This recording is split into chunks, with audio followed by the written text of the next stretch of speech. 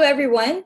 Welcome to the webinar series on leading education in the age of disruption, brought to you by the Development Academy of the Philippines in partnership with the Asian Productivity Organization. I am Yami D from the DAP Center for Governance, and I will be your moderator for this webinar series. The webinar series on leading education in the age of disruption aims to discuss the essential features of Education 4.0 and showcase current education governance trends, practices, and research findings that may contribute to the generation of insights and ideas that could be adopted for policy reform and program implementation for the education sector under the new normal. Before we formally start, allow me first to reiterate some reminders and house rules during this webinar series. All sessions in this webinar are being recorded and broadcasted live via YouTube. By joining this webinar, you automatically consent to such recordings. For attendance purposes of our participants, both here at Zoom and at our YouTube channel, kindly type in your name and agency at the chat box. To minimize background noises and avoid distraction for the duration of the session, we have temporarily disabled the option to unmute yourselves. Should you wish to speak, you may send a chat message and await the acknowledgement of the moderator to allow you to unmute yourself. Questions during the session will be relayed using the chat box.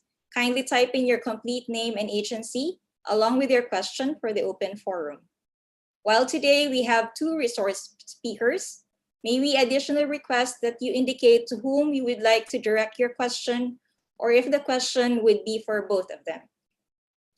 Lastly, presentation materials can be accessed in the webinar series Google Drive using the link flashed in your screen. Our chat monitors will also post this link in the chat box. And if you ever experience difficulty in reading the presented material, you can download it now. Some emails, however, may require special permission on our part to access the files. Before we begin with this afternoon session, allow me to provide you a recap of the discussion during the webinar last Tuesday, September 22, 2020. We were joined again by Dr. Francesco Pastore, Associate Professor at the Università of Campania Luigi Vanvitelli in Capua, Italy. His presentation focused on the school-to-work transition in Italy. Among many countries pushing for Education 4.0, including Italy, the integration of young people to the labor market remains to be a problem. The high unemployment rate of the youth, he said, is attributed to the excessively rigid education system, resulting in late entry to the labor market, low quality of education, insufficient contact between the world of education and the labor market, lack of adequate vocational training, and the lack of intermediation between demand and supply of qualifications. Dr. Pastore also coined the youth experience gap, which refers to young people having low human capital. They lack both generic and job-specific work experience. They move in and out of employment and cannot seem to get the best job-worker match. And the least skilled is compelled to go back to education or training. Besides increasing the quality of education, a duality principle should be adopted. That is, trainings should be provided together with general education. There should also be smooth school-to-work transitions through job placements in companies. Therefore, to increase the work stability of our youth, we need to develop more work-related competencies in our education system. The recipe to increasing labor productivity is quality of education, labor reforms, education reforms, and also investment to public infrastructure. Dr. Pastore also said education reform should be considerate not only to Industry 4.0, but also to the general structure of education. In our webinar this afternoon, we look into our own shores and be oriented on the strategies being formulated and implemented by our government to realize our transition to Education 4.0, which is considered the future of education. We are privileged and honored to have here with us two distinguished personalities from government institutions that administer and oversee the Philippine education system. specifically in the basic education and in technical vocational education and training. Our first presenter has served the government in various capacities for 3 decades, from a research assistant at the President's Center for Special Studies to Project Development Officer for Education Development Projects Implementing Task Force, and Office of Planning Service, Deputy Project Manager for the Third Elementary Education Project, OIC Deputy Executive Director, and eventually the Executive Director of EDPITAF. He was also Assistant Secretary for Governance and Operations, Undersecretary for Field Operations, and now focusing on the Planning Service and Human Resource and Development Organization. His expertise include on policy formulation and analysis, planning and policy coordination, investment programming, project development and management, program monitoring and evaluation, conceptualization and management of policies and programs focused on upholding professional standards for teachers and promoting employee welfare and benefits. To discuss on strategies and towards Education 4.0 for basic education, we would like to welcome the Undersecretary for Planning Service and Field Operations of the Department of Education, Undersecretary Jesus Lorenzo Mateo. Yusek Mateo, you may proceed now with your presentation. Yeah, thank you, Ma'am Yami. Will you allow me to share my screen? Yes, sir, you can. Go ahead, sir. Okay, thank you. How do I do that? Hold on, huh?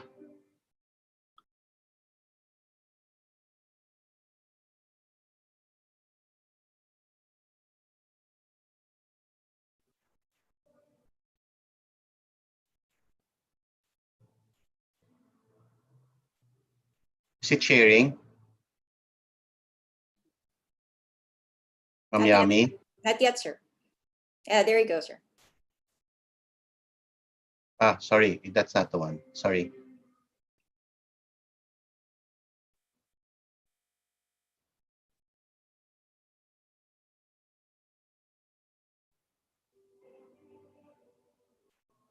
Is it there?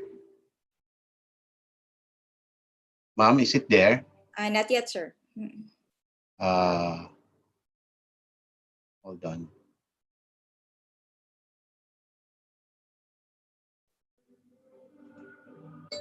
Is it there? Yes, sir. We can see it now. Okay.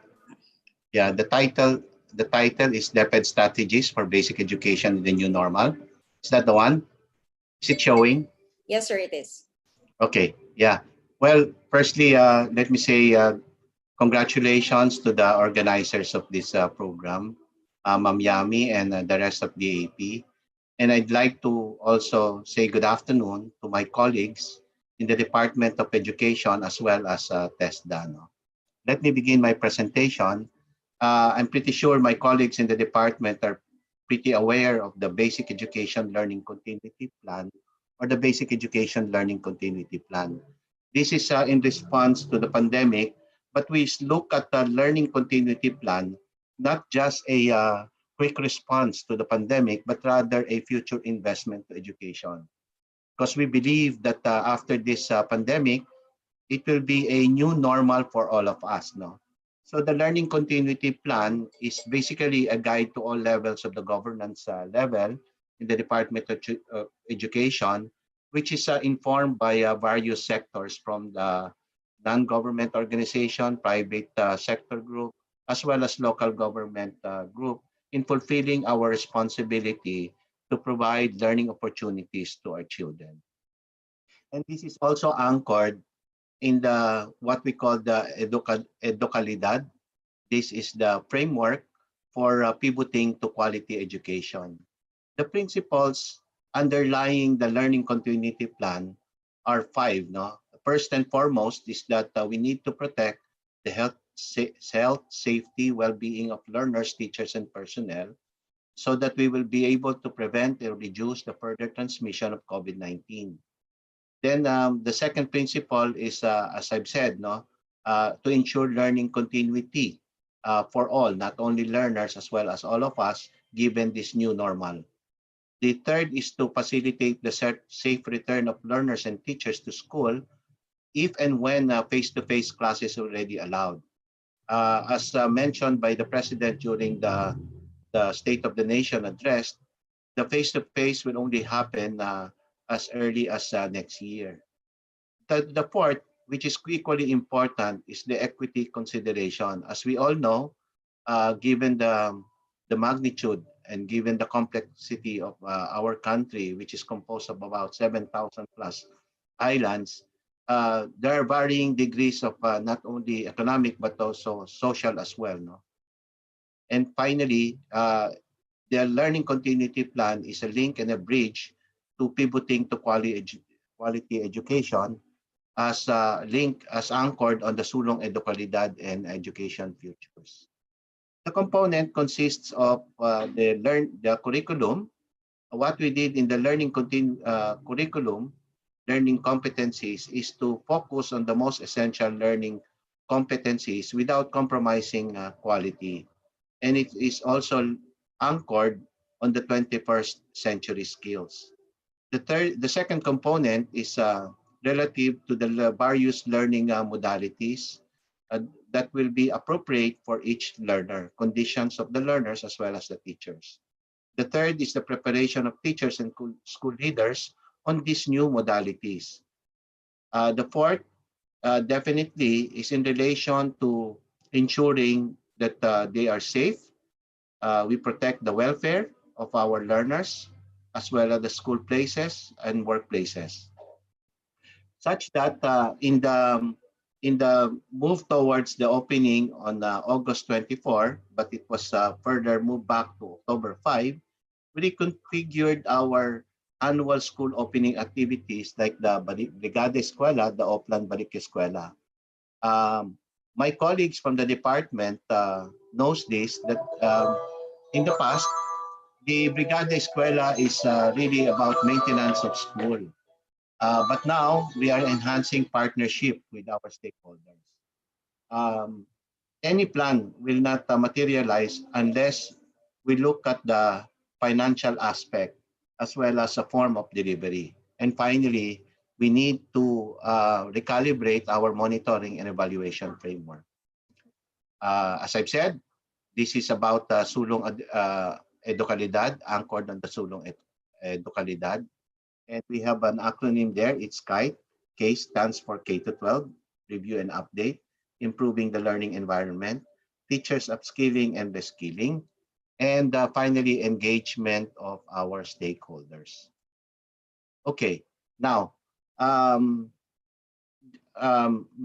mentioned earlier in the first part of the presentation that the learning continuity plan is just a guide, and realizing the various contexts by which each school, each division, and region operates, we are of the opinion that all of this learning continuity plan will only be anchored on the context by which each school, each division is operating in, such that we allow contextualization of the learning continuity plan.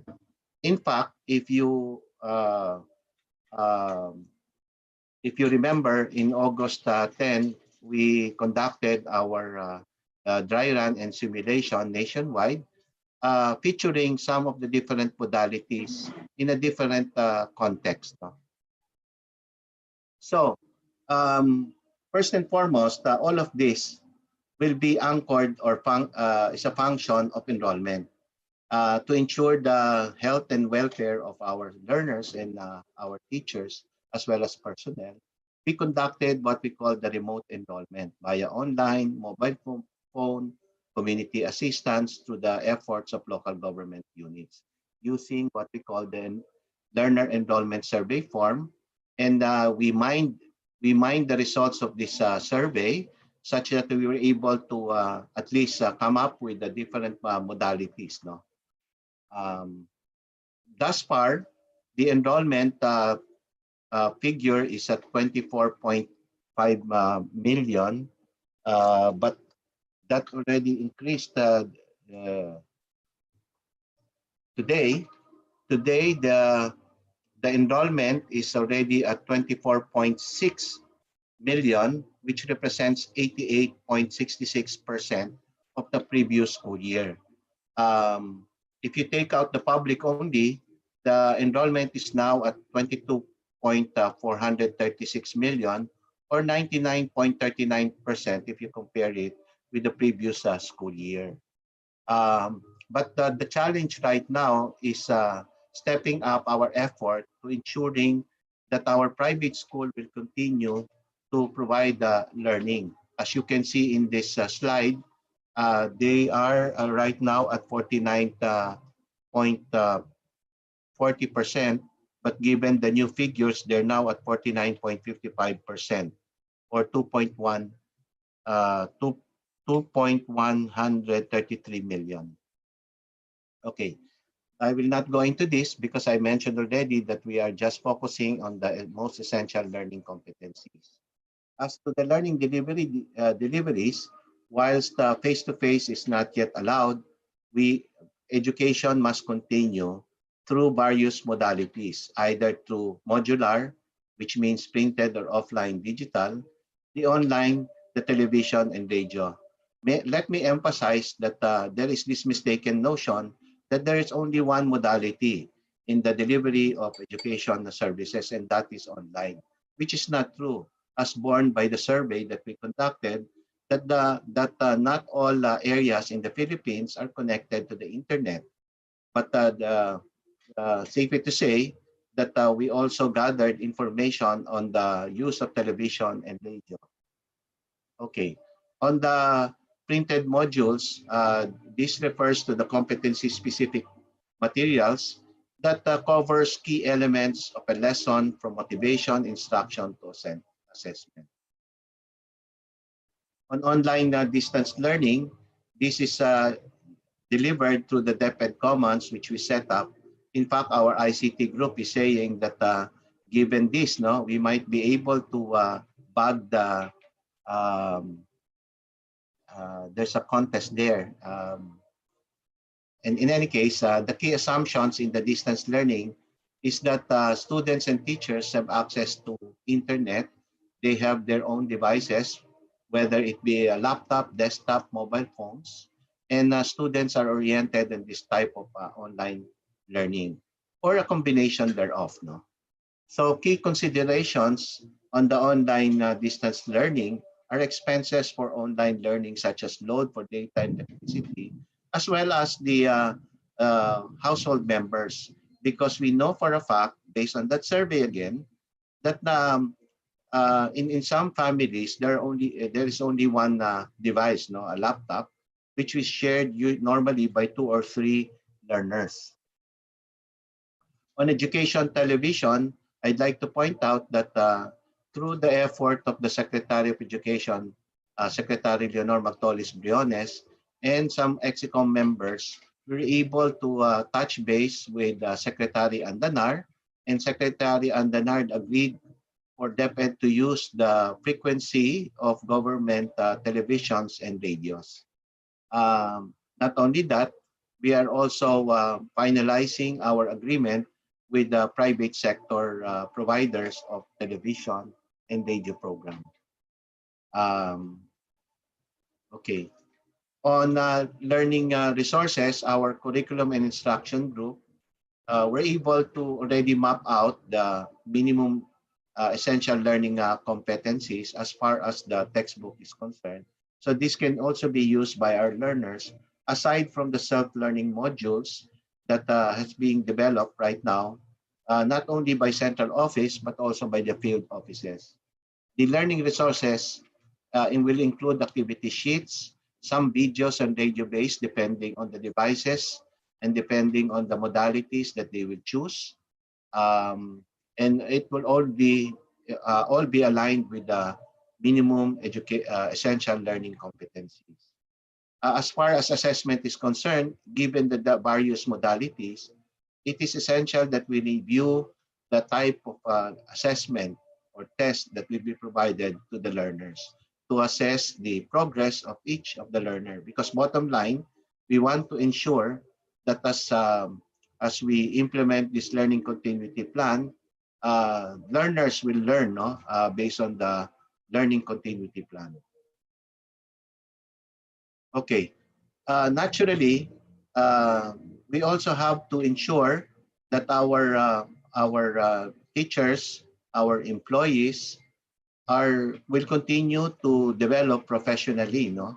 And that's the reason why, through the effort of the National Educators Academy of the Philippines, in partnership with our information communication and technology service, as well as the disaster risk reduction management service at all governance levels, continue to provide professional developments, not only for our learners and teachers, but also for other stakeholders like parents. No? We will continue to focus on teacher and personnel well-being. Training opportunities as we move up to the October 5 opening, we will continue to provide opportunities for various modalities. As I mentioned earlier, it is also equally important to look at the funding aspect. So what your Department of Education did is to look at the current budget, because this some of the components of the learning continuity plan is not planned for, and it has to be reviewed in the context of this condition. That's why the department recalibrated our budget and aligned it to modify our PAPs. No, we allowed our schools to use the balance of the school MOE.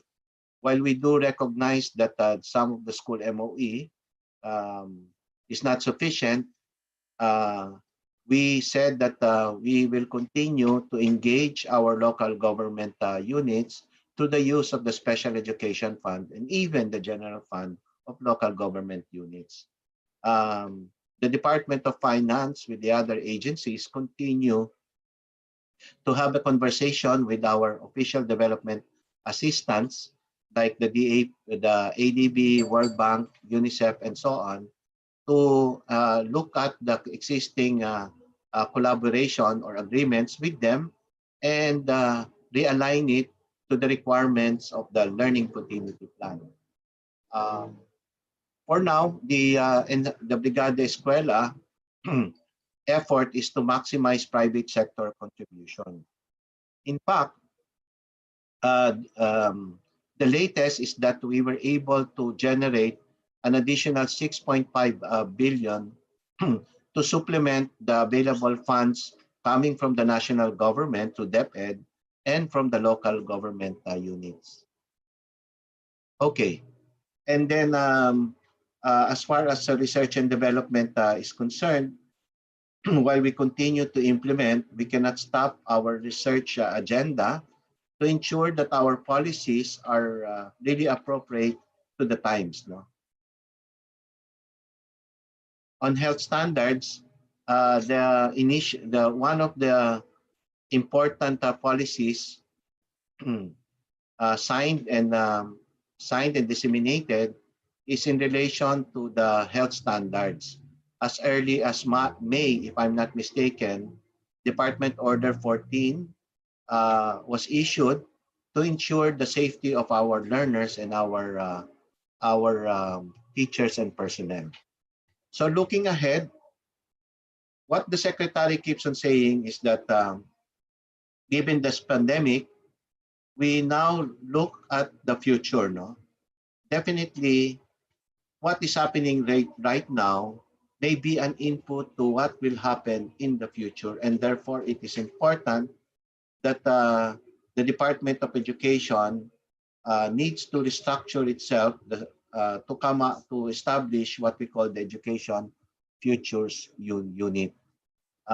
Last night, during our management committee meeting, the Secretary again emphasized about the importance of this Education Futures Unit, because it will affect not only the structure but also the different processes of the Department of Education. For example, the school building will have to change given the social distancing and the like. No?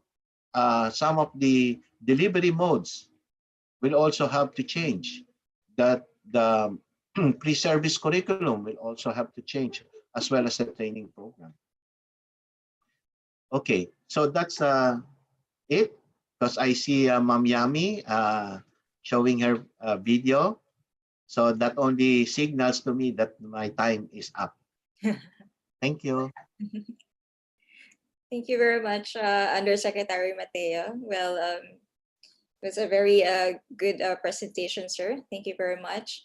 And it does appear that our participants here have much knowledge of the continuity plan of the Department of Education. So the information has been relayed sufficiently to our stakeholders. So I guess the question that we would like to ask for now, Yusek, is after this pandemic, once we overcome all of this and we go back to the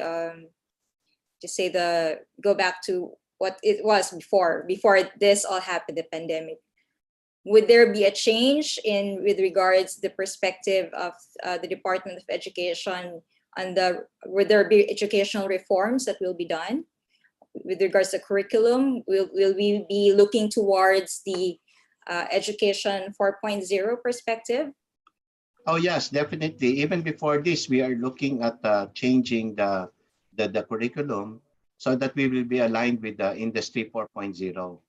We never failed to anchor our plans towards Industrial 4.0, as well as what was mentioned earlier by you during the, I think, the talk delivered by Dr. Francisco Pastore. Yes, sir. Is that correct, Pastore? When he said that we need to look into the youth experience gap as well as the smooth school to work transition. That has been the principle behind the K-12 program. We want to ensure that education will be relevant, and also also the reason why we keep on emphasizing the point that we need to develop a lifelong learners so that if there are changes, they will continue to learn on their own. And it will impact on the way curriculum is formulated right now and the way, as I've said, the way curriculum is delivered. Because in most instances, what is intended is not what is implemented. And the only way to solve that is to retool our teachers as well as review the curriculum itself. Thank you. Okay, so let me see if we have questions here.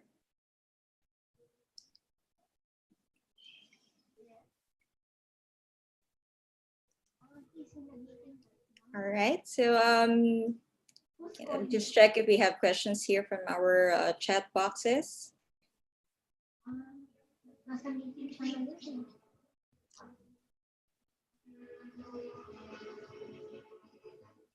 Okay, so it seems like there's no question for now. Let me see. Oh, yeah, we have a question here from the Central Philippine State University from Dr. Fernando Abelio. Perhaps we can, I would like to ask him to address his question directly. Just a moment. Go ahead, Doc. Yes, sir. Mr. Fernando Abelio, can you please address your question directly to Yusek Mateo?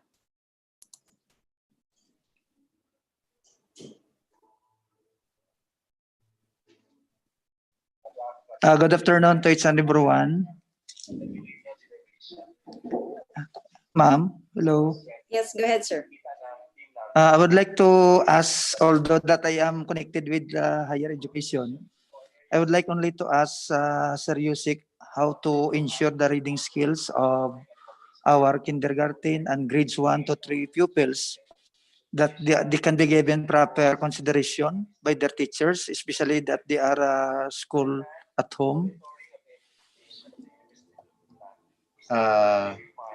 That's a good question. No? How do we ensure that they will continue to learn? Is that the question, po? Yes, sir. The Yes. reading skills of our Apo. kindergarten. Alam niyo, sir, even before the pandemic, yung K-12 program namin, we divided it into 4 stages, no? So the first key stage, we call it key stage, is the kinder to grade 3. Tapos the second one is grade 4 to 6. The third stage is the junior high, meaning grade 7 to grade 10. And then finally, grade 11 to 12. Alam naman natin yung first key stage, which is the kinder to grade 3, is foundational.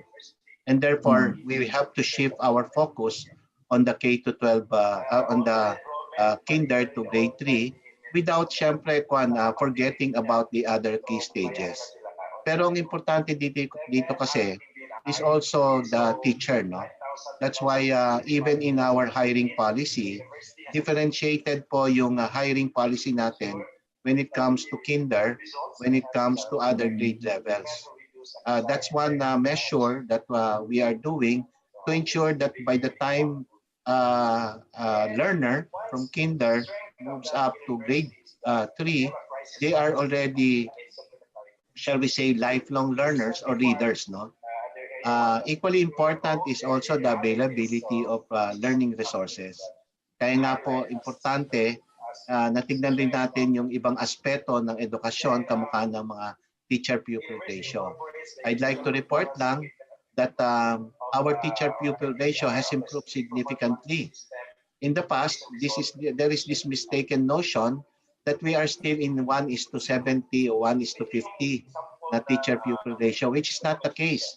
The truth of the matter is that for elementary, if I recall correctly, parang 1:32 na lang. For secondary, 1:26. And we will continue to do that. How? By asking for more budget for the creation of more items. Not only that, to motivate our teachers, we are moving towards what we call the merit-based system or the career progression. Ang ibig sabihin lang po nito, in layman's language, a teacher will no longer wait for vacancy to occur, either through retirement or through resignation, for them to be promoted. Just the fact that they are competent, no, as aligned with the Philippine Professional Standards for Teachers, they can be promoted through reclassification. Kaya nga po, tinutulak natin yung Philippine Professional Standards for Teachers, not only in terms of the promotion, but also in terms of the development of our teachers.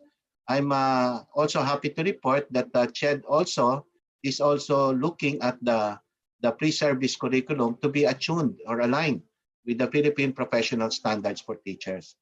Hindi po tayo huminto doon. Siyempre, susundan natin ngayon to dahil nga sa Philippine Qualifications Framework, sinundan na po natin to ng school head competency, pati nung supervisor's competency. Tinitignan po natin to as a big ecosystem. Salamat po. Thank you, Yusek. So I may have another question here from the DepEd Division of Bulacan.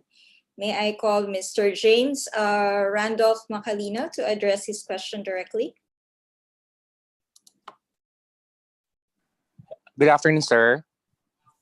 Hello. Can you hear me po? Yes, sir. Yes, I can hear you, Sir, Randolph. I'm from I'm from SDO Pampanga, Region 3. I just want to know, sir, if the pandemic was already over, is there a possibility or a chance that our modality that we use today will remain? Just like the online distance learning, something like that, and be the new trend in the teaching learning process. It is possible, Randolph. Yes po. Yeah, it may be possible, no? Kasi we have to be in step with the realities. There would still be some learners who will be opting for online learning. But then again, as I've said, no, it will all depend on several factors. Pero we need to be ready, no, in case eventually the remote learning will happen. Alam nyo, yung remote learning, hindi naman bago yan eh. Yes po. Even in the past, meron na yun lang nga, bago lang yung technology, no? Dati-dati kasi meron yung radio-based instruction eh. Meron pa yung tinatawag na distance learning. In some countries, they continue to provide the distance learning. Tapos meron pa tayong tinatawag na homeschooling, and so on. So we need to look at those various education technology, aligned it with the ICT, and basta ang pinaka bottom line natin, learning will continue in whatever environment, no, in whatever space. Thank you. Thank you, sir. Okay, we have a question here, sir, from Zamboanga State College of Marine Science and Technology, Mr. Ben Halili. He's asking, good afternoon, sir. The new normal is something perceived as coming in the future. When do we realize that it is happening now and we must all adapt to cope with this pandemic? Can you repeat again? Yes, the new normal is something perceived as coming in the future. When do we realize that it is happening now and we must all adapt to cope with this pandemic? Well, one way of assessing if it's happening right now, and if the modalities that we are applying, no, is successful, is through our assessment. As I mentioned earlier, no, kaya nga po yung ating curriculum and instruction will not only look at the curriculum, kasi assessment is part of the curriculum reforms, no. Therefore, the way we assess the learners will have to change as well, and the manner by which they are assessed will also change.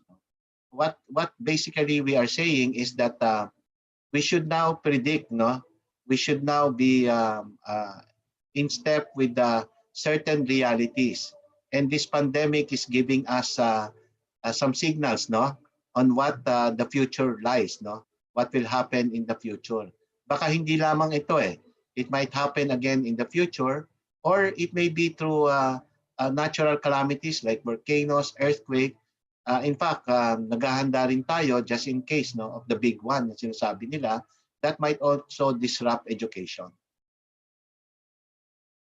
Okay, thank you. I would like to call for the next question, Mr. Juan Permitivo Petrola of TED Region 1. Mr. Petrola, sir, please address your Ma'am Yami, before that, I'd like to acknowledge lang my colleagues from the Department Bureau of Human Resource Organizational Development, Director J.Lo and Kaloy, no? Because at 3 o'clock, I have to step out because of another meeting, a meeting of the National Museum Board of Directors. Thank you. Yes, sir. Mr. Petrola, please proceed.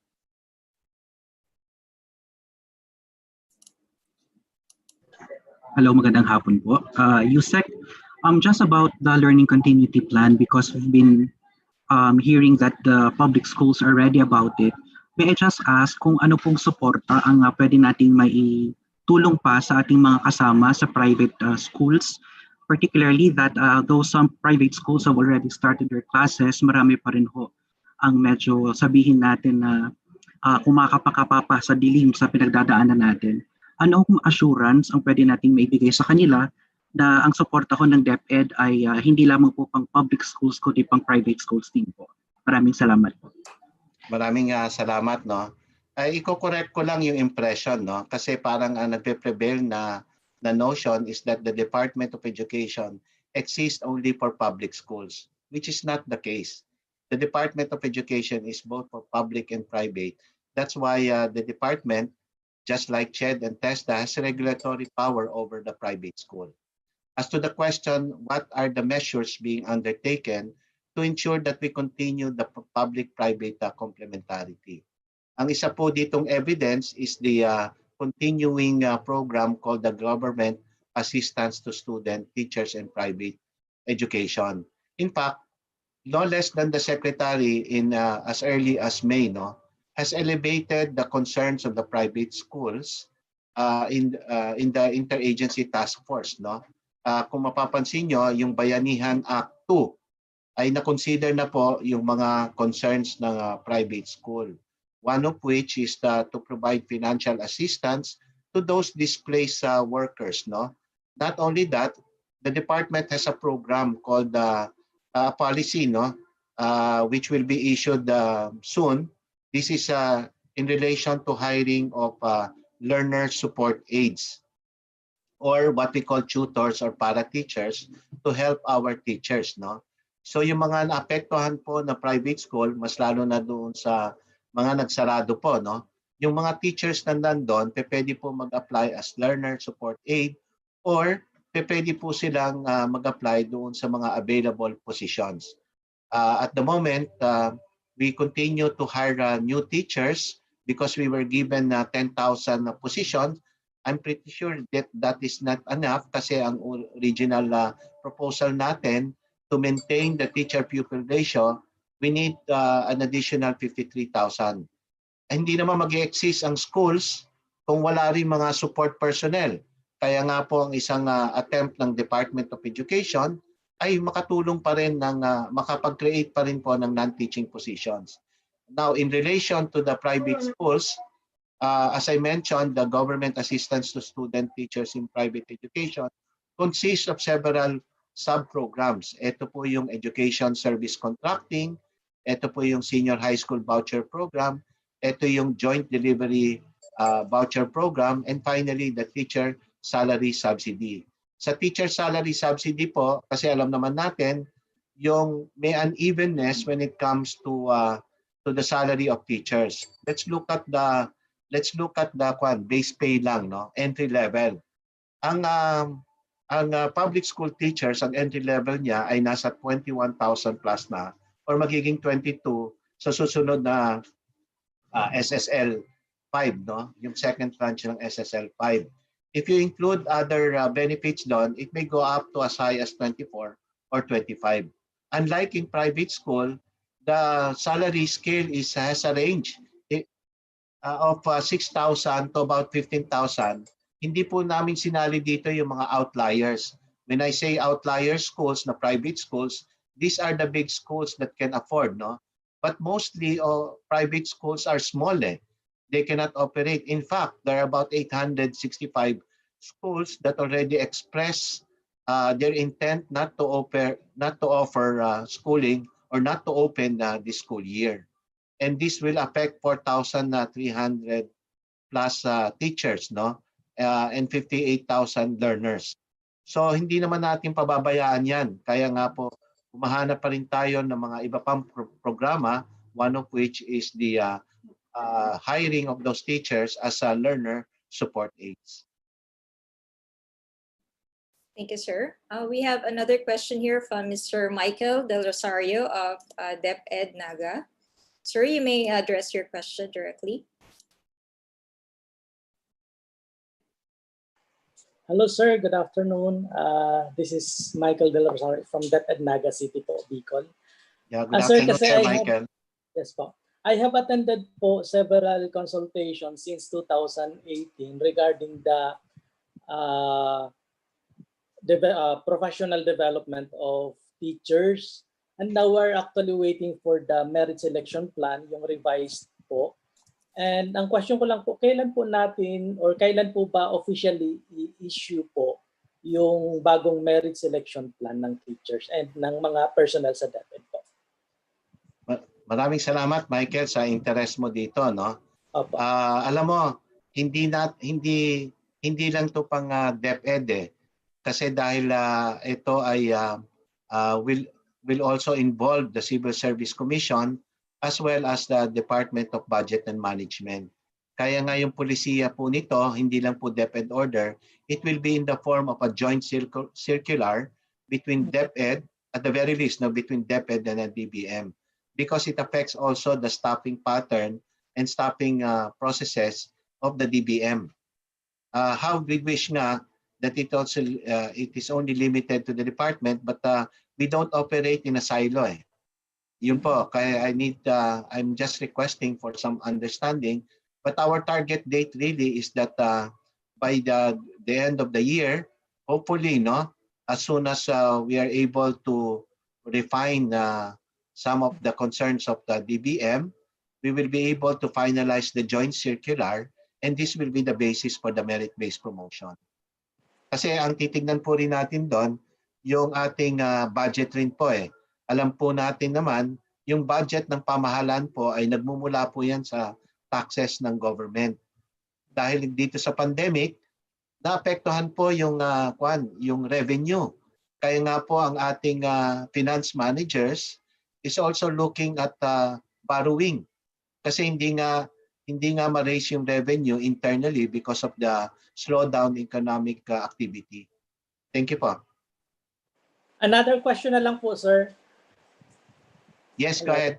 Yes, sir. Kasi po ganito po yun, nung nag-start po nung opening ang mga private school, they are using online platform. And now we are discovering na medyo talagang may problema ang internet connection dito sa, at least dito sa amin, sa Naga.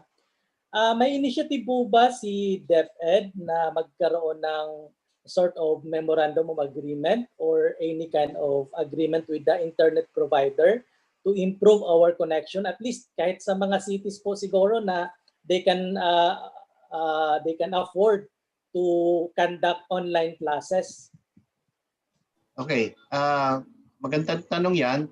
Meron pong pag-uusap at tuloy-tuloy na pag-uusap ang ating kalihim si Secretary Briones at saka si Secretary Onasan ng DICT. Isa nga po yan yung problema natin sa internet connection. Pero meron pong, as I mentioned, may pag-uusap po yung kagawaran with the DICT po. Now, as to your question relative to the private school, alam niyo naman po under the Commission on Audit Rules and Regulation, may mga bagay-bagay po na hindi magagamit ang pampublikong pondo para sa pampribadong initiative po. So yun po yung ating mga limitations lang po. But as to the yung conversation with the relevant agencies, mayroong pag-uusap na po. Thank you po, sir. Thank you. Yeah, thank you. So we have a question here from Benedicto Militante Jr. from the Eastern Visayas State University. Sir, you can address your question directly. Good afternoon, Sir Jess.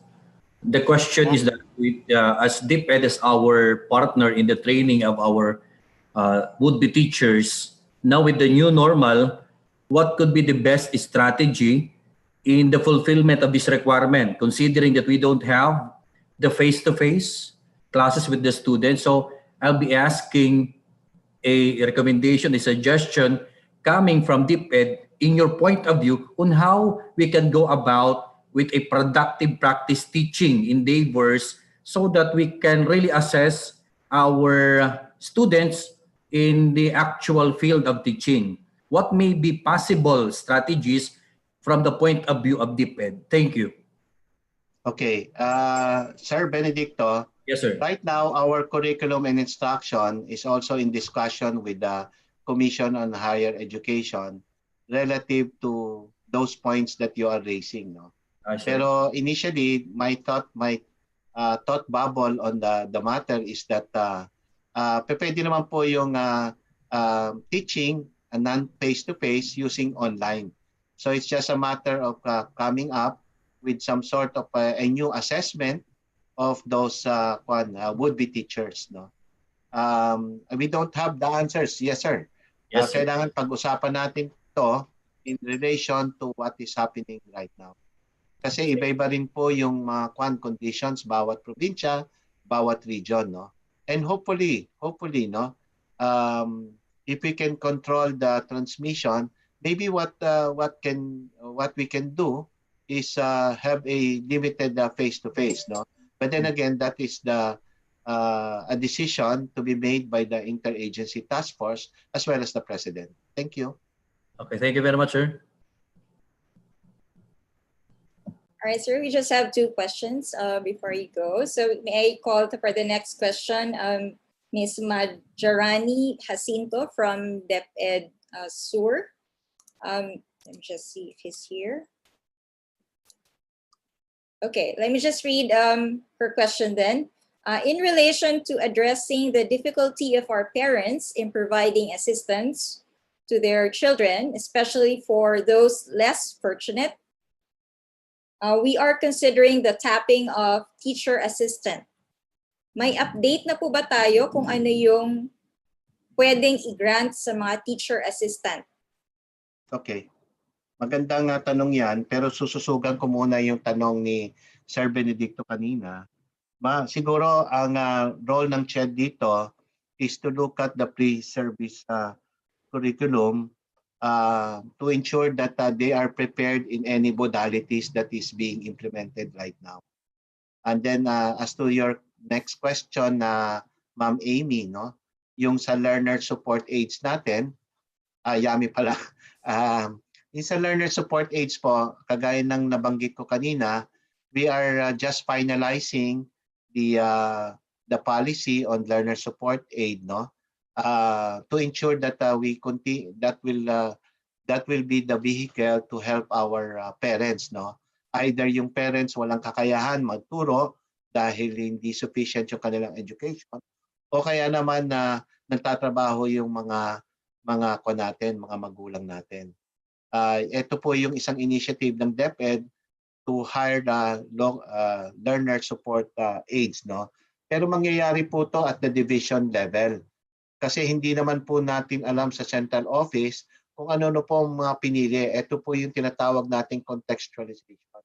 So it will be up to the division to determine as to the number of learner support aids that one division may need, no.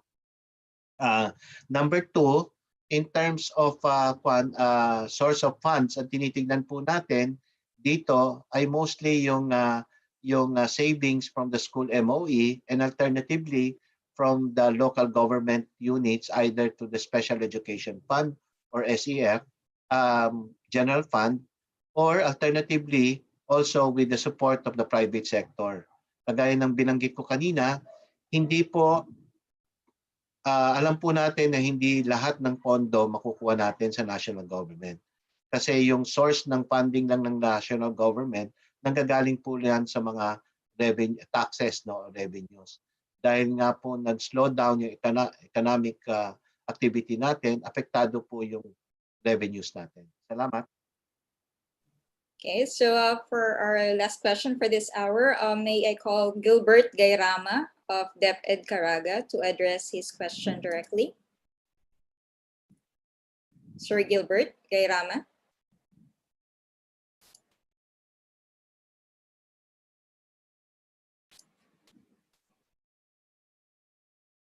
Okay, well, I'll just go ahead and read his question then, sir.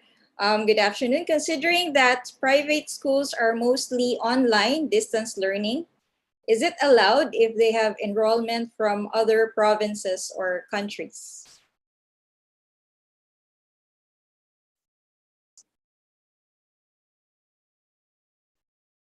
Ma'am, can you repeat that again? Sorry. Yes, the question was, sir, if considering that private schools are mostly online distance learning, is it allowed if they have enrollment from other provinces or countries? From other countries, definitely no, no. Pero for other provinces, again, I will defer to the curriculum and instruction strand, no. If that will be allowed. Kasi eventually kasi we need to also consider that maybe next year when all things are already normal, baka bumalik tayo ng face-to-face. So question ngayon, are we going to allow that student from a different region to enroll in a different region? So yun po. Pero yun nga, those are the things that we need to consider as we look at the future of education delivery, education in general, no, in the country. Not only as far as basic education is concerned, but also other education education subsector. Thank you, ma'am. All right. Sir, before you go, we would like to have a class picture with you. So may I ask all the participants here at Zoom to turn on their videos so we can have a class picture with Yusek Mateo. Ma'am, Yami. Yes. As I've said, no, if there are questions pa rin, my colleague here, Director J. Lo, is on board. No, they can still ask questions. Yes, sir. Thank you.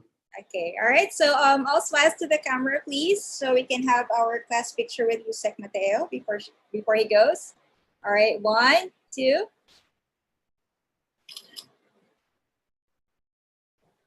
Okay, one more.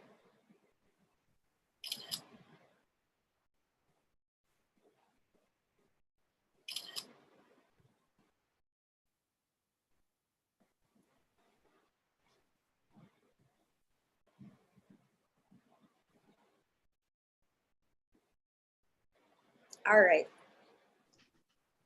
Ma'am, final note na lang before I leave. No? I'd like to thank all the participants for listening intently. I also would like to thank all the participants who asked those questions. I hope we were able to address all those questions. Ang ko lang pakiusap ko sa inyo, right now we are really trying our best. No? As I've said in the earlier webinar that I attended, bago lahat sa atin to. And the only way we can go over the hump, so to speak, is for us to hold hands together, join forces to ensure that learning will continue. The solutions are with you. It's just a matter of pulling those together and then implementing it. Again, thank you to all of you and God bless. Thank you very much, Undersecretary Mateo, for those very kind words and for your informative presentation this afternoon. We do understand that you need to leave early for this session. And but later we do have here at Zoom, as Yusek Mateo mentioned, his Bureau Director, who will be answering your questions if you have during the rest of this session. All right, so before we proceed to the next presenter, we will have a 2-minute break. So just stay tuned.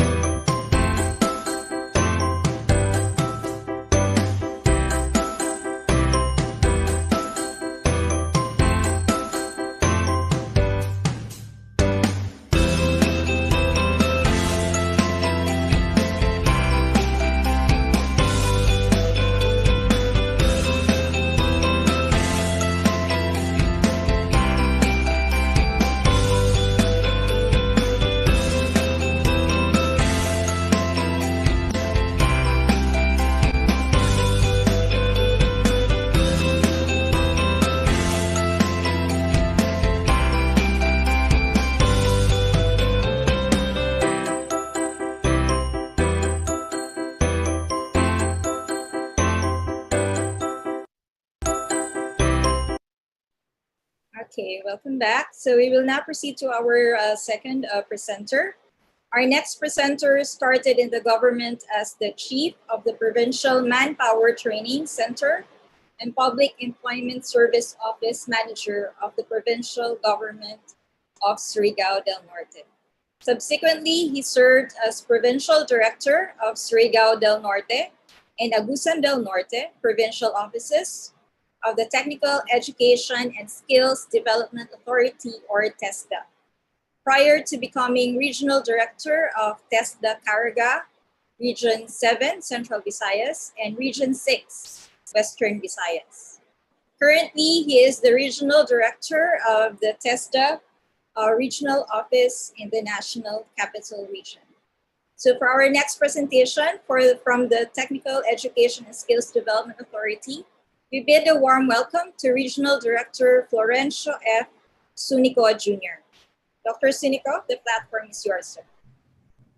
Good afternoon, everyone. Thank you, Ma'am Yami.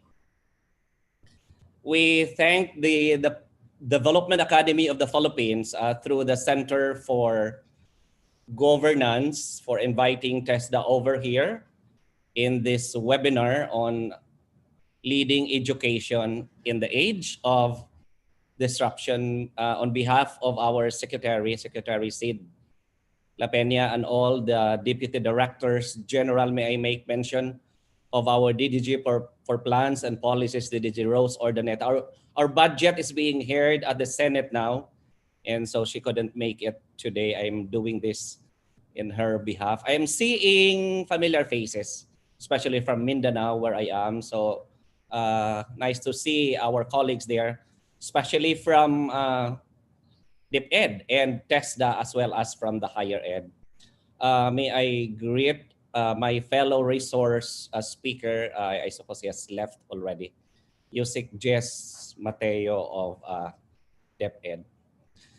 So what I'm going to share with you today is the initiatives of TESDA and TVET, and the strategies for the new normal and beyond, which includes our strategies to fully embrace Education 4.0, even as the country grapples with dealing with the COVID-19 pandemic. In fact, embracing Education 4.0 is now more timely than ever, as stringent health protocols and social distancing measures, including the imposition of community quarantines, has forced us to adapt new approaches in teaching and learning. Let me begin on a proud note. Last September 16, at the ASEAN High-Level Ministerial Conference on the Human Resource Development for the Changing World of Work, the ASEAN-Tibet Council was officially launched in Vietnam. Proposed by TESDA during the Philippine chairmanship of the ASEAN in 2017, the ASEAN-Tibet Council is a multi-sectoral, cross-sectoral body that provides platform for coordination, research, development on innovations, monitoring of regional programs that support the advancement of Tibet in the ASEAN region. Indeed, one proud achievement for Philippine Tibet and the country's education sector. Moving on, allow me to first give you a brief context. The COVID-19 pandemic has indeed changed the way we do things, such as in education, work, and entertainment. Based on our online research, this pandemic has resulted in an 82% plunge on the use of retail and recreational facilities among consumers. But on the other hand, it has increased their online purchases by 41%. Moreover, the quarantine and lockdowns have forced businesses and offices on remote operations. Thus, the overwhelming 354% increase in the use of the Zoom platform, like what we are doing now. Sadly, however, is the impact of this pandemic in education, which reached to 1 billion affected students worldwide. As I mentioned earlier, COVID-19 has in fact forced us to adapt to the fourth industrial revolution. What will follow on your screen are the 10 technology trends during the COVID-19 pandemic. I do not have to explain each of these. Online shopping and robot deliveries, digital and contactless payments, remote work, distance learning, such as what we are doing in the education sector, telehealth, online entertainment, supply 4.0, 3D printing, robotics and drones, and 5G and ICT. How does this impact on TVET? Well, TVET should play a pivotal role in helping industries and workers stay competitive and resilient in a volatile, uncertain, complex, and ambiguous, we call it VUCA world. Fortunately, even before the onset of the COVID-19 pandemic, TESDA already has in place a national strategy, and we're proud to say that, for addressing the challenges of the fourth IR.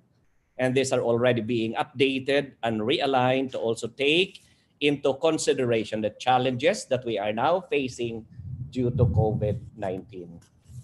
TESDA, as the TVET authority in the Philippines, has the mandate to ensure that we are responsive to this economic and labor market changes and needs. The NTESDP plan of 2018 to 2022, by the way, this roadmap is being endorsed by no less than the President himself, President Duterte, is anchored on the country's medium-term plan. The Philippine Development Plan 2017-2022, the long-term goal of Ambisyon Natin 2040, as well as the UN Sustainable Goals, is the national policy in which all of our programs, our initiatives are anchored on. And my presentation will actually be focused on the on TVET 4.0 framework, which is anchored on the NTSDP's goal of vibrant quality of TVET for decent work and sustainable inclusive growth, and the plan's two-pronged strategies of TVET for global competitiveness and workforce readiness, and TVET for social equity.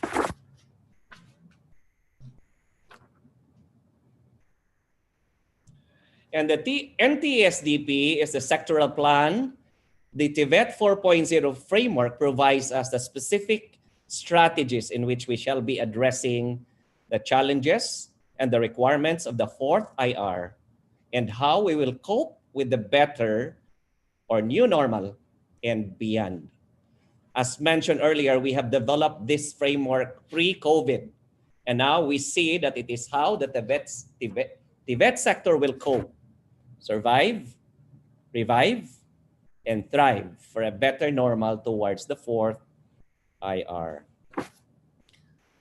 Okay, our overall goal is to have a 4.0 equipped learner. TVET being part of the education sector, our focus therefore is the learner.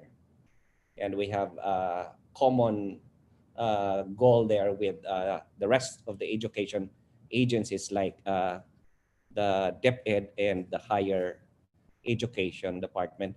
And the fourth industrial revolution framework, we want to develop 4.0 equipped learners that have three core, I emphasize that, core skill sets: science, technology, engineering, mathematics, or we call it the STEM skills, emotional skills, and essential skills, most of which are also referred to as the 21st century skills.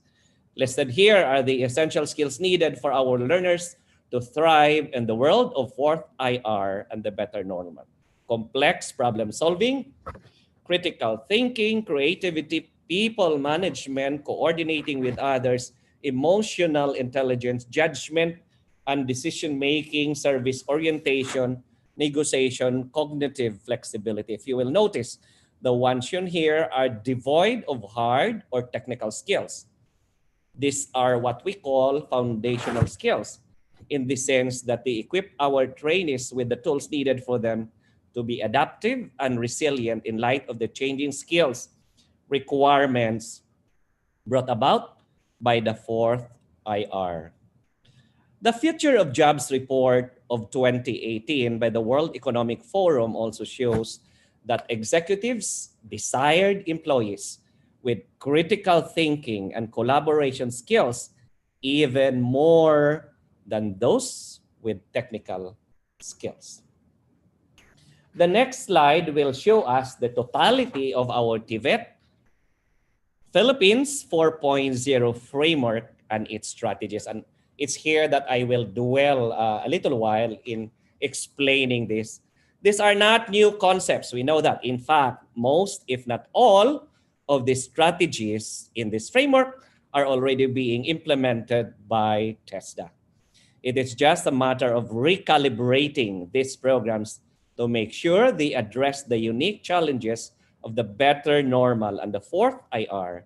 These challenges include teaching a learner a skill set for a job that may not yet exist today, but will mostly definitely be in demand in the future.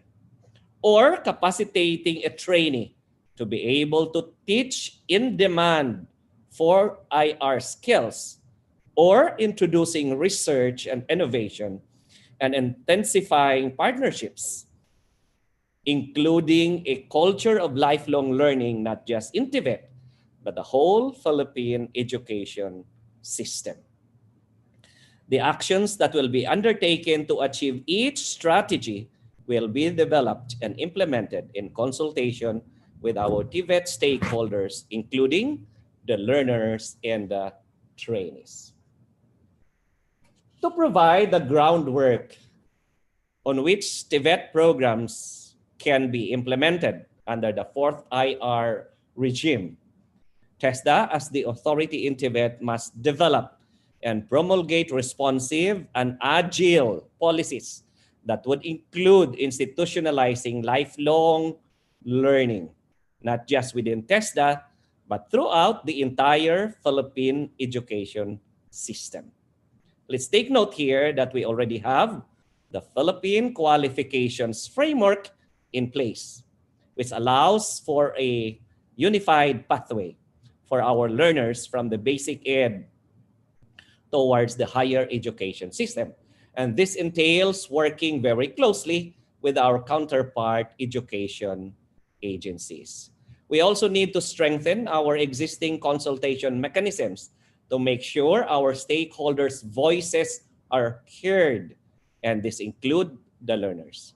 To ensure that we respond quickly to the industry requirements, we have reduced the process cycle time of the development of our competency standards and program registration. We are also glad to inform the body that we have developed a new competency standards framework and is working on the packaging rules for the supermarket of competencies, because then we thought this is more flexible and adaptive to our present day requirements. Likewise, to ensure that we have a sector-focused, area-based training delivery, we are strengthening our TESDA Technology Institute's advisory councils and the provincial and the regional technical education and skills development committees. Finally, we have to look at our TESDA board and see where we can further optimize its functions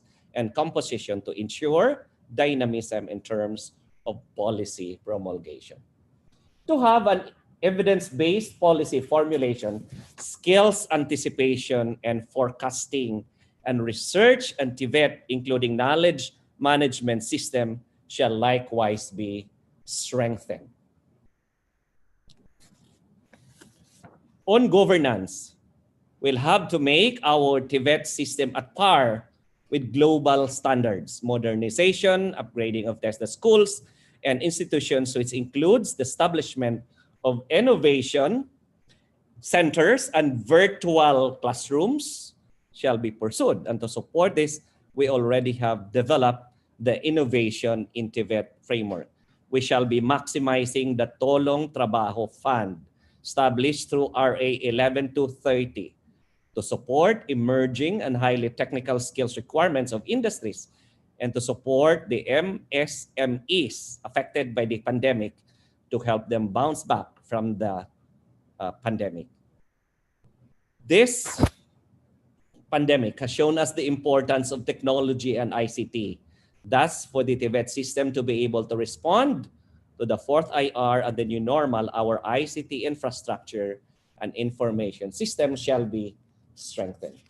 Very critical for us to be able to provide the needed skills training, upscaling of our learners is well-developed curriculum and the standards that are benchmarked and referenced against international standards. We will streamline our adapt policy in the development of competency standards and developing higher level qualifications and integrating STEM skills, essential skills, and socio-emotional skills in our competency standards. We must also expedite our alignment initiatives to the Dublin Accord for Engineering Technician, the Sydney Accord for Engineering Technology, and other international standards. To do this, the TVET PH 4.0 framework calls for TESDA to come up with guidelines on trainer and student exchange, not just locally but internationally as well. Closely related to the previous initiative is the development of the curriculum on new and emerging skills. Once we have our results from our skills needs anticipation, workforce skills survey, we can already start formulating curriculum on new and emerging skills identified as crucial to the fourth industrial revolution. As I mentioned, this pandemic has forced us to embrace the fourth IR. And so we have developed alternative, flexible, and agile TVET delivery system in terms of training method and in assessment and certification. Maybe later on, if you have questions to raise, we can address them here. We all know that the TESDA online program has become the alternative mode of training during the quarantine, and we are strengthening it with more programs and the development of learning management system. Likewise, the flexible learning delivery is also being implemented already. During the quarantine period from March 13 to August, it has registered 700 plus users, and this brings our TOP users to 2 million since 2012. It has now 71 online courses available to the public. Lastly, we're working on pursuing a flexible and agile assessment and certification system through portfolio assessment, institutional assessment, and through the sectoral skills council. Let me now present you our conceptual framework for our flexible TVET learning delivery, which TESDA is adopting in the new normal. As you can see, the delivery mode may either be a standalone modality, you have there face-to-face, or we call it in-person learning, online, blended, distance, or a combination of either of those. But the important consideration here is the quality, relevance, accessibility, capacity, and connectivity, which Yusek Jess Mateo has emphasized earlier. As the authority in Philippine TVET, we are also capacitating our teaching and non-teaching staff with the necessary competencies needed to face the challenges brought about by COVID and the fourth industrial revolution. For our learning facilitators, we are strengthening our National TVET Trainers Academy, envisioning it to be the premier capacity building arm of TVET learning facilitators nationwide. Linked to this is the institutionalized capacity building, upskilling of TVET trainers in terms of skill and pedagogy. This is especially important as we look to implement flexible modes of TVET delivery, as I mentioned in the earlier slide.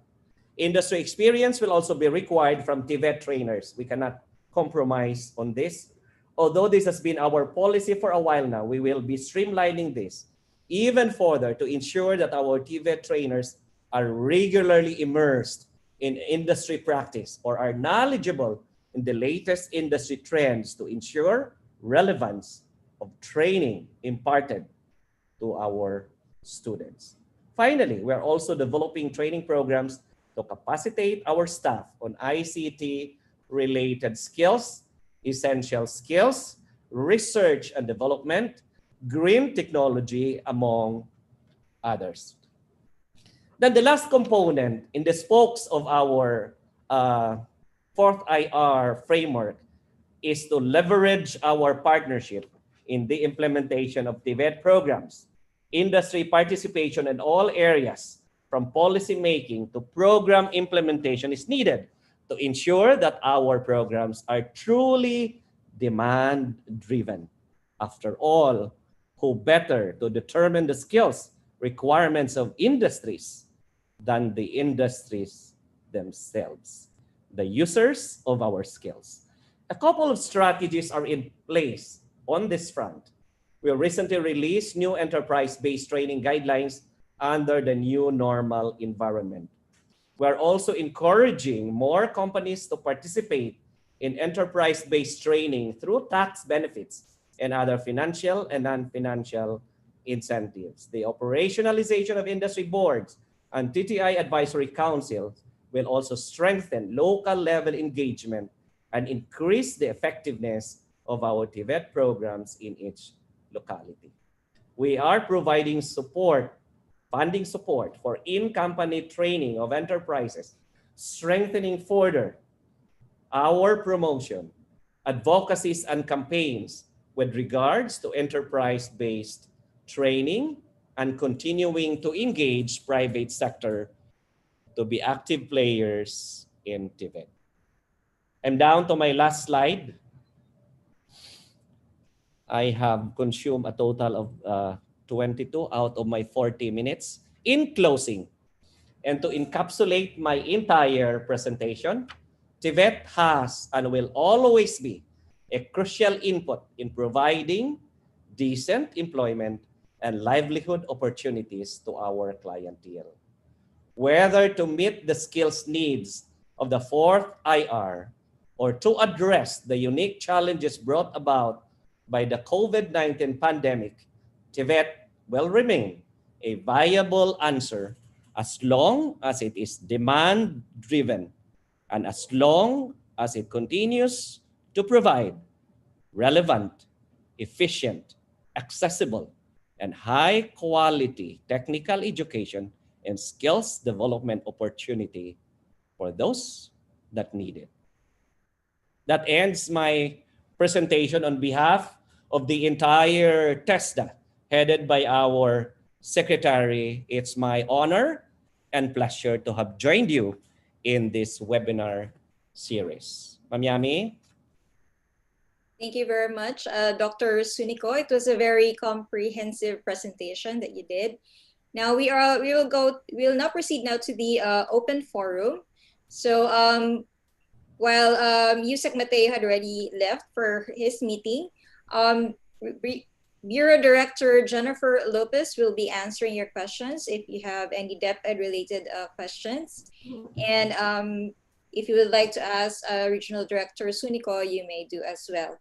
So for our first question for this part of our session, I would like to call Ms. Dolorosa De Castro of DepEd to address her question directly. Ms. De Castro, ma'am. Good afternoon, sir. Please give us some tips on how are we going to assess learners' performance, specifically those who are taking TVET courses in this time of pandemic. Ma'am, I suppose that's better addressed by DepEd because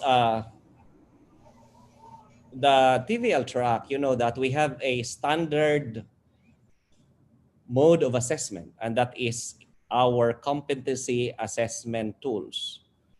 So I'm not sure if it's mandatory for DepEd to use that, but that's mandatory for all learners in our TESDA registered programs. because aside from training, there has to be a competency assessment. In fact, we call it our twin mandates, the training and assessment and certification.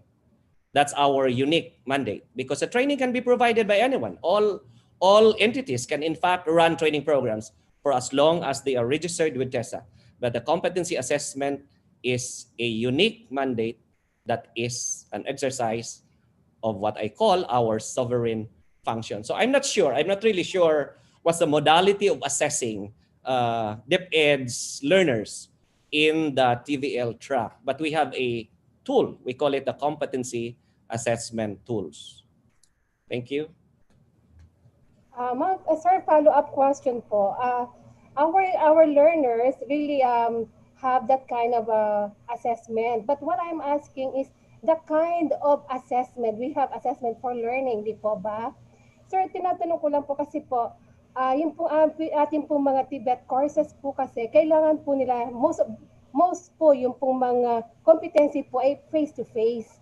Kasi in this time of pandemic po, let's say yung pong EIM, kailangan po talaga makita po talaga kung paano po sinasagawa ng bata yon.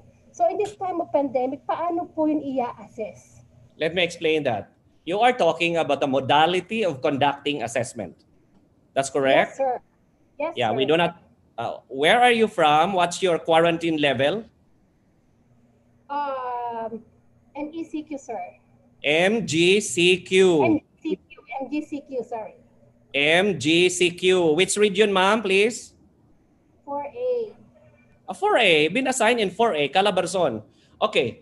This is how it goes because NCR is still GCQ. In MGCQ, may I say this? There has been a policy for as long as it's allowed by the IATF and the local government units where you are. Again, modified general community quarantine. Our assessment centers, of course, this has to be coordinated by our district offices, is already allowed to conduct face-to-face up to a 50% level only of capacity. Now, I'm not sure if that can already be considered your graduates in TVL because what we are giving priority now are the outbound, let me emphasize that, outbound OFW workers because there have been a clamor among our OFW sector for them to go back to their areas of work, but they just need an NC from TESDA. And that's what we are addressing through our policy. So I suggest you coordinate at your level at our provincial offices. Your superintendents or principals can communicate, but we are not yet allowing, may I say this, general conduct of assessment. It's only in exceptional cases. So we'll have to wait for face-to-face. There is another, Ma'am Yami, may I just explain this? There is another model, and this is for workers affected by COVID, professionals, outbound workers. There is a modality we call as the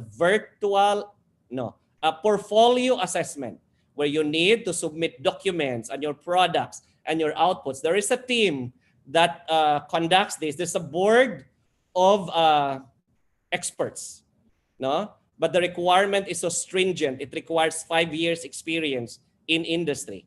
That's portfolio assessment. There is also what we call as virtual assessment, and this is exclusive for our training methodology graduates, those who intend to get their national TVET trainer certificate before they can teach in any of the courses offered by TESDA. So they can be assessed by that kind of a modality. Okay? Okay, thank you for that, sir. May I just read a question from one of our YouTube participants? This is from Gualberto Lantaya Jr. of Zamboanga State College of Marine Sciences and Technology. His question, sir, is, what are current efforts of the Philippine government to reach rural communities to also keep up with Education 4.0? Can you cite actual infrastructure projects, specifically here in rural side of Mindanao? Ma'am, may I say that that question is so broad. I'm not even sure if that pertains to the education sector, let alone Tibet.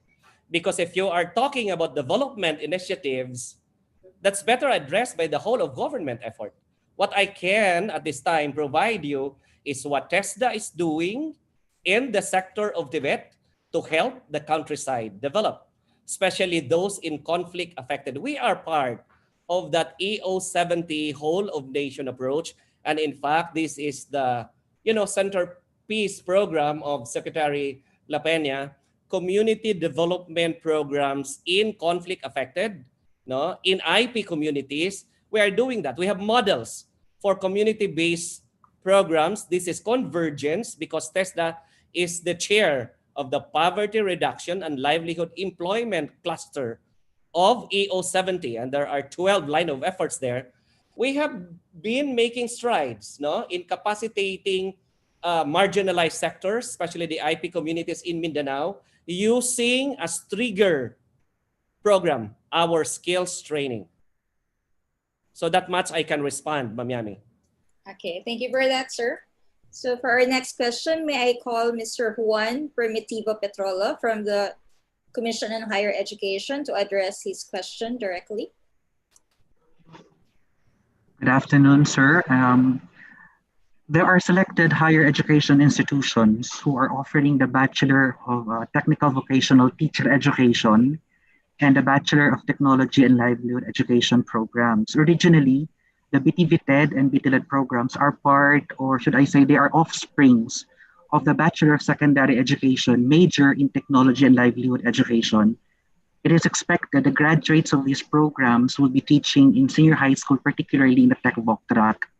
May I just please ask, sir, if there are already discussions as to how CHED and TESDA will be partnering to train our faculty members in the HEIs teaching technical courses?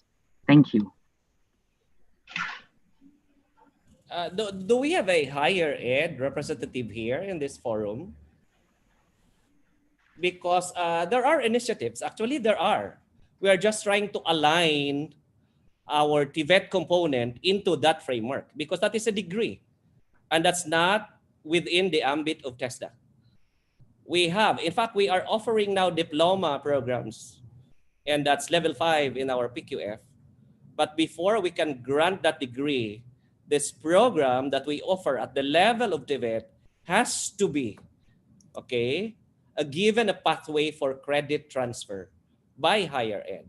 There are, because DepEd, CHED, if you're talking about initiatives, DepEd, CHED, TESDA belong to one, education family.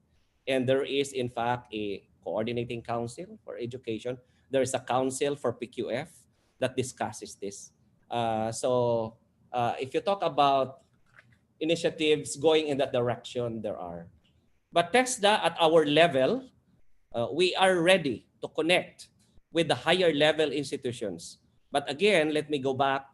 The degree that should be granted is at the at the authority of the higher level institutions.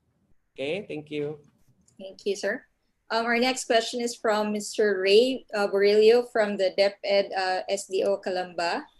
Sir, you can unmute yourself to address your question directly. Mr. Ray Borrelio.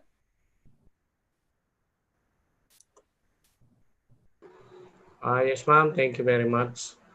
Ma'am, we all know, Sir Sunico, we all know that educating the learners to become an holistic individual must be capacitated with theory and practice. In transferring the theories that they need can be done in a learning modality such as distance learning, but the skills needed must be learned with face-to-face approach.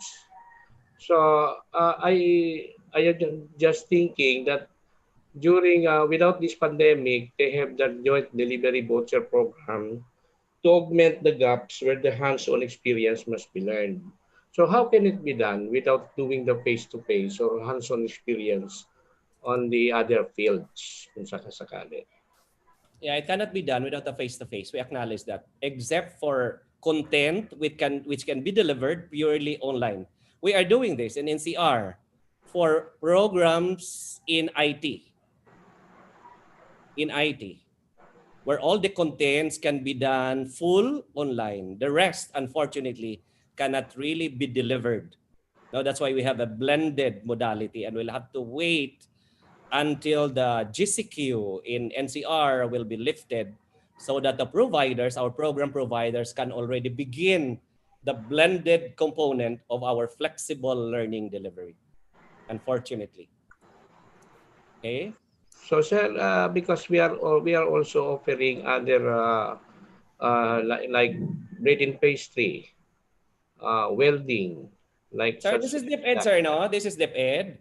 Yes, yes, sir. Like I said, that's better addressed by DepEd. You know? Okay?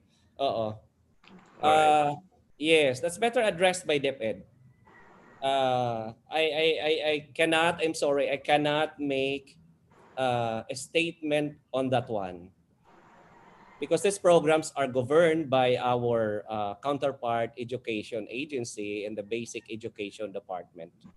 And earlier, Yosek Jess has in fact explained the modalities of delivering learning, no? Insofar as our basic education program is concerned. Insofar as Tibet, that is what I have explained already, no? Standalone or a combination of our flexible learning delivery. We are not saying that our learning delivery will stop even in the pandemic. That's why we are adopting a flexible learning modality. Kaya lang, paliit-liit talaga. Even if you talk about NCR, konti lang talaga ang maka-capture in the full online. And we have to contend with, access of our learners also in the digital technology. No? So, yun ang mga constraints doon. Yes, Ma'am Yami? Yes, I would just like to ask if Bureau Director Jennifer Lopez would have a reply. Ms. Director Lopez. Hello, good afternoon, Ms. Yami. May I be, again, may you please relate to me again the question, please, because I'm discussing something with the Yusuf just a while ago. What was the question?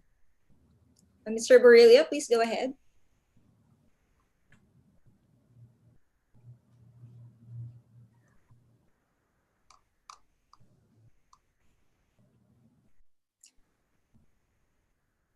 Hello, Sir Ray Borrelio. Let me just read his question then. His question was, we all know that educating learners to become a holistic individual must be capacitated with theory and practice. In transferring the theories that they need can be done in any learning modality, that's for the theory, such as distance learning. But for the skills needed, such as the use of machineries, so how can it be done without doing face-to-face? This is with regard to assessment. So how are we going to assess more specifically those senior high school students in this time of pandemic? Am I right? Is that the question? So pagdating sa DepEd, as of yesterday, as of last night, sa aming Mancom, regular Mancom, they are still finalizing as presented by Yusek Jess a while ago in his presentation. They're still currently finalizing the interim policy guidelines on assessment and grading pagdating po sa Department of Education. Although our bureau and the office of USEC Jess is the one that in charge for that particular matter, but as a teacher myself, I should say that the assessment must also be differentiated. Differentiated assessment in such a way that the goal or the target is it must be competency based. I go for that. But how of it, as what I have heard yesterday, and as far as I know, pagdating sa DepEd, ang aming assessment is performance assessment in the written assessment. So doon sila umiikot eh. And then pagdating sa senior high school, may mga usapan pa if there would be needing revalida. But I cannot completely disclose this kasi na ongoing pa yung discussion dito. So, and besides, we're not from curriculum and instruction strand. So that's why I cannot finally say that kung ano na yung final guidelines pagdating sa assessment. Whatever would be the case, rest assured that the department is really considering all this in this time of pandemic na yung quality and then at the same time delivery of the target, of course, kung ano man yung target competencies expected of the students to perform at the end of a unit, a quarter, is must be assessed holistically. So I guess that would be all by now for DepEd. Okay, while we're still waiting for the finalized guidelines, interim guidelines with regard to assessment in this time of pandemic. Thank you. Thank you, Director Lopez. This one is for Director Sunico. This is from one of our YouTube participants from the Commission on Higher Education, Leo Camposano. I am interested to be updated about the dual training system of TESDA. How has this helped in terms of placement of graduates?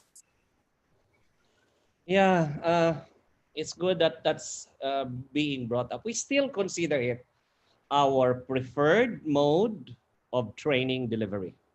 There are three modalities: school-based, institutions-based rather, and that includes programs delivered in our schools, institutions, and training centers.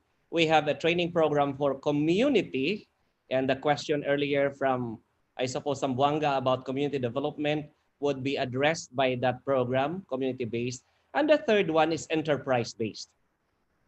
So that one we are pushing further, but that needs the active engagement of the industry there because, you know, it's dual.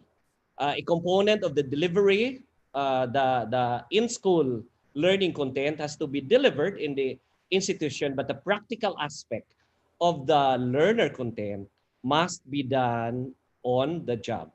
And this is where the engagement of our partner industry is very important. We consider it as a very important, like I said, preferred mode because there is a higher percentage of employment. And the transition from the workshop to the workplace is almost seamless and very efficient. So we advocate that. Unfortunately, there's a little, output component if we stigmatize our graduates from that modality. And so we are shifting towards an industry-driven TVET programs. Okay, thank you for that, sir. Yes. For the next question, I would like to call Mr. Benedicto Militante Jr. from the Eastern Visayas State University to address his question directly. Good afternoon, sir. Yeah, afternoon, sir. I have this question maybe on the management aspect. This is from the State University and College's point of view because we have professors and instructors who are assessors. And the question is on the deployment. What is the proper protocol of TESDA if they are have wanted to have the services of our faculty members to assess? Is it through the president to the campus director? Because we have observed that the letters are directly addressed to the faculty members, and somehow it is a detrimental experience that with the attendance, nalalaman na lang namin na nag-a-assist na ng school. So what's the proper protocol of TESDA with regards to the deployment of these assessors of the universities and colleges? Do we need to seek letter from these assessors that they wanted to avail, or do they need to have a limit of assessment examinations coming from TESDA, or walang limit? Because in our case now, we need to have that limit for our assessors in state universities and colleges. It could be twice a month, twice a sem, or twice a year. So, sir, may we ask the protocols on this because we have assessors coming from universities? Thank you. Thank you. The very good questions are there. May I emphasize this, that when these assessors, anybody from industry, from the academy, from CHED, from DepEd, or wherever, when they present themselves to be accredited as assessors in the competency assessment program of TESDA, they present themselves as an individual citizens. Okay? And therefore, that's largely an exercise of their personal judgment. They can actually refuse if the university or DepEd, whoever, will not allow them to do deployment. We call it the loading of the assessor. And that is why the letter goes directly to the assessor. I'm not sure if the assessors themselves, your professors, are actually requesting you of the clearance with the apply, because that's not in the requirement when they submit themselves for accreditation. They can refuse, sir. You can actually enforce. There is no protocol there because you cannot intrude into your, into your system. But sige, we'll take that up. Tingnan natin at the level ng TESDA, paano ba tayo nag-deploy ng mga, because we value them, sir. We value them. And in fact, I suppose that's also part of the, paano ba yan, yung sa movement ng academic ranking. That's required. Okay? Oo. But there is no worry there because if you don't allow them, they cannot be loaded with the assessment. Sometimes kasi yung mga assessment na yan sa mga ganyan ginagawa Saturday, Sunday. Kasi hindi nga pwede yun ng weekdays. Kasi nga ma-disrupt yung klase nila. Okay? We'll raise that, sir, at the level ng if we can come up with. But offhand, I'm saying this is a personal exercise of their, I don't say it's profession, but their work as an assessor. Because kasi when they submit naman for accreditation, you're just like saying available ka. There is a code of ethics for assessors. No? Kasi naman may invitation yan kung tanggapin. And then you will refuse kasi maghanap naman ang assessment center ng iba. Okay? So yun, sir. But that's a very interesting question, ha? Oo. Personal exercise nila yon ng expertise. Okay? Thank you. I hope I've cleared that. Thank you very much, sir. Thank you.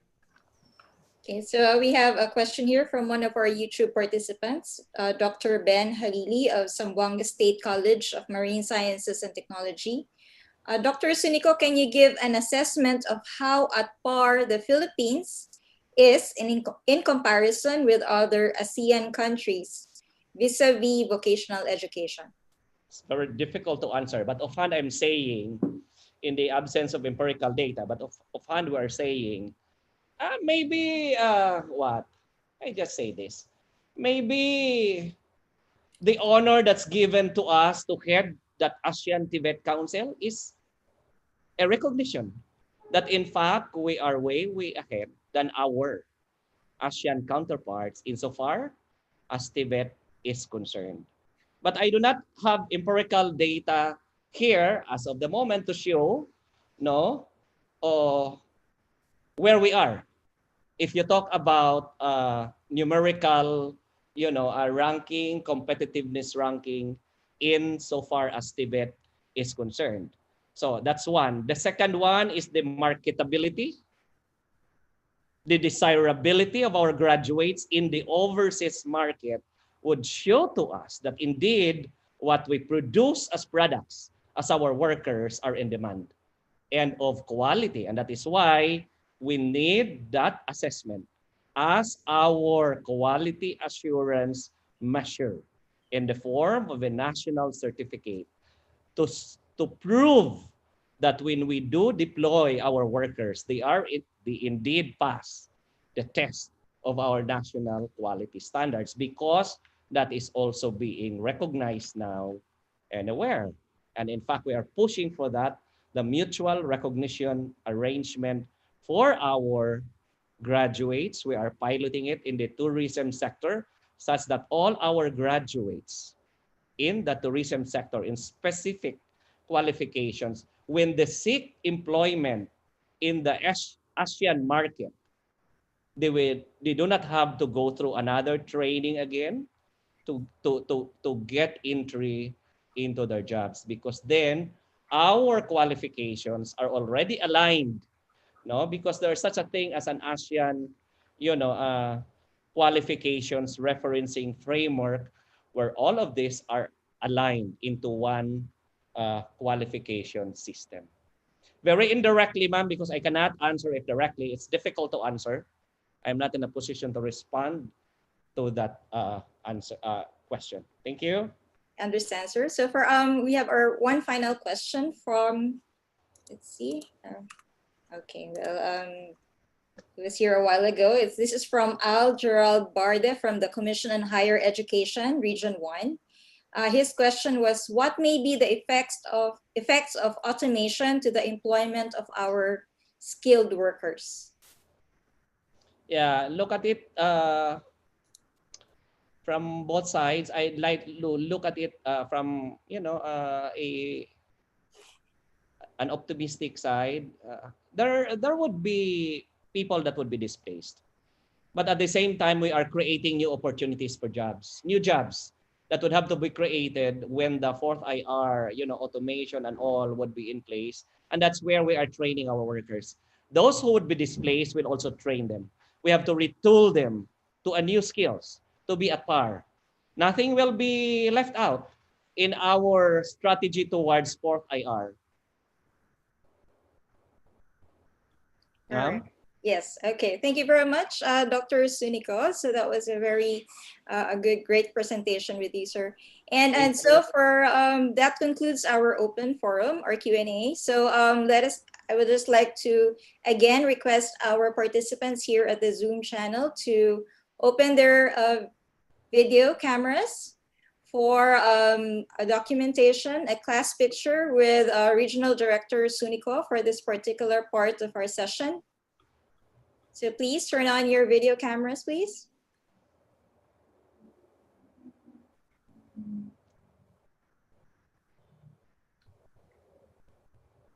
All right.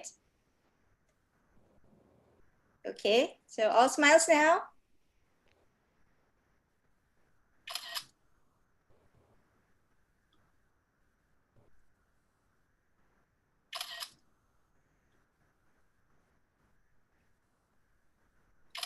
Okay, just two more.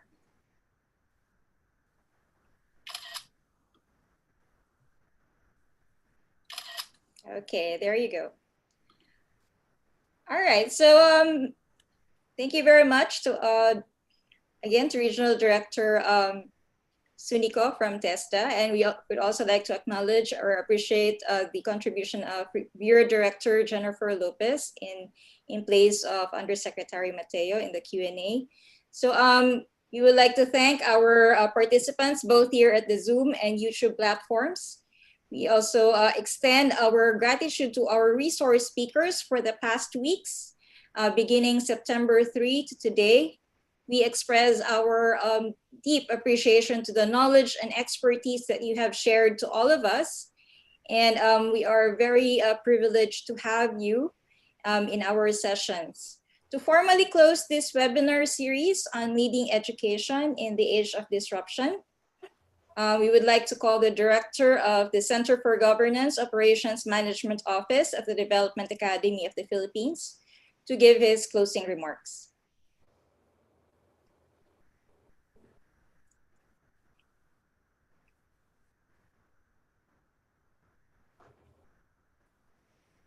Director Alvin Principe.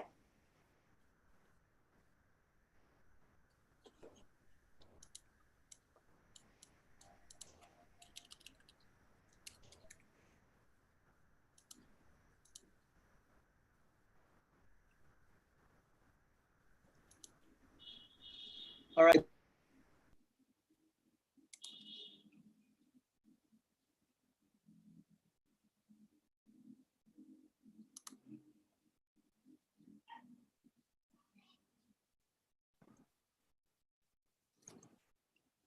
There you go. Good afternoon, everyone. Yes, sir. Good Dr. afternoon. Sunico, good afternoon, sir. Hi, sir. I miss you. I miss you too, sir. I'm so happy to hear that you have discussed TVET PH 4.0. You know, sir, it's my payback to you. Payback Oo to nga, you. sir, eh. So allow me to render a closing remarks for everyone. Gentlemen and ladies, dear educators from the entire country, Luzon, Visayas, and Mindanao, a very pleasant afternoon, everyone. Now, one of the resource persons in this particular webinar series has quoted John Dewey that said, if we teach today's students as we taught yesterday's, we rob them of tomorrow. We recognize that the global society has been met by rapid economic and social change, which we can no longer deny. Now, the inevitability of these changes was even more reinforced with the onset of COVID-19 pandemic, which definitely tremendously disrupted our traditional way of doing things and pushed us to turn to somewhat unfamiliar modes to achieve learning and teaching outcomes. And as has been mentioned by Dr. Sunico a while ago, we live in a VUCA world. And I'd like to say, indeed, we are. And the very fact that we have remained at this hour is an indication of our courage to take on the challenges at these times. The conduct of the webinar series on leading education in the age of disruption, and we call this LEAD, very nicely titled webinar program LEAD, is a means with which we, the education sector, can help each other cope with the changes and to gradually transition to the educational system under the new normal. With our partnership with the Asian Productivity Organization, we were able to learn and interact with resource persons and experts from other countries and within, and become aware of concepts and practices that may be beneficial to us in our own context. And so on behalf of the Academy, the Development Academy of the Philippines, our President, Attorney Caronan, and our Senior Vice President for Programs, Ms. Mendoza, we thank you. And firstly, of course, with our sponsor for this program, the Asian Productivity Organization, represented by its program officer, Mr. Arcioni Buana, who was working with us in this initiative. Our appreciation as well goes to our resource persons, Dr. Francesco Pastore of Naples, Italy, Dr. Tae-hee Choi, Professor Ming Chu of Hong Kong, Dr. Avinash BM of India, of course, our very own Undersecretary, Jess Mateo, of course, and the very lively professor and the regional director, Dr. Sunico, for sharing their expertise and giving their time, and especially responding to questions that are mission specific. Most of all, gentlemen and ladies, we thank you, our dear participants, as I've said, from LVM, from the DepEd, from TESDA, from the state universities, our higher education institutions, the Philippine Science High School, the Commission on Higher Education, and all other related institutions of education, both in the Zoom and in YouTube, for joining our 7 webinar sessions. We would like to congratulate you for obtaining new knowledge and insights, and we look forward to continuing to connect with you and see you in our webinars. As we close, we say SHR. What does this mean? Stay healthy and resilient. Magandang hapon po at mabuhay po tayong lahat. Thank you very much, Director Principe. May we remind our participants to please accomplish the feedback form that can be accessed at the link posted on the screen and in the chat box.